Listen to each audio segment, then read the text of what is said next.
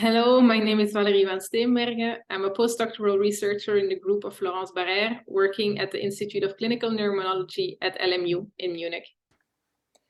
I hereby gladly present the main findings of our latest paper published in JAM, titled Coordinated Neurostimulation Promotes Circuit Rewiring and Unlocks Recovery After Spinal Cord Injury. We use a corticospinal tract, or the CST, as a model in our lab, which is a descending motor tract critical for fine motor movement.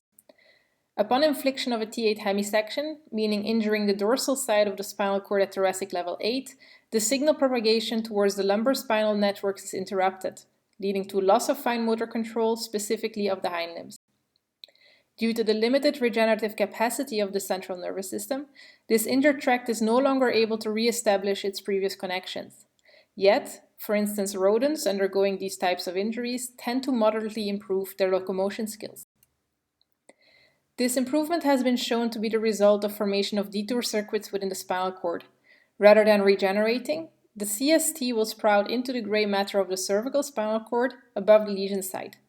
Here, the CST forms new connections onto long propriospinal neurons, or LPSNs, which can bypass the injury site and relay the cortical input to lumbar segments. In a previous study, we have shown that the formation of this detour circuit highly depends on neuronal activity.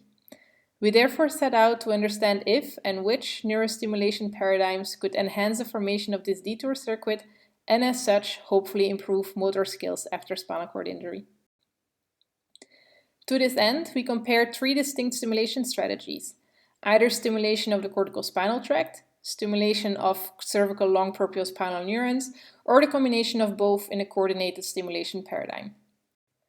To stimulate these neurons, we implemented the use of chemogenetic tools, namely DREADs, which allow non-invasive repetitive neurostimulation.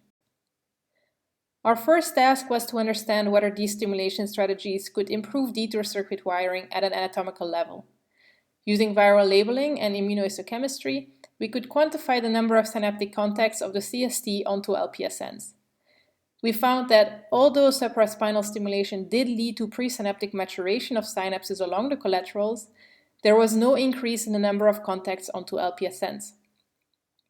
Regular stimulation of LPSNs, however, did enhance synaptogenesis between the CST and LPSNs, and this effect was even more pronounced with the coordinated stimulation strategy.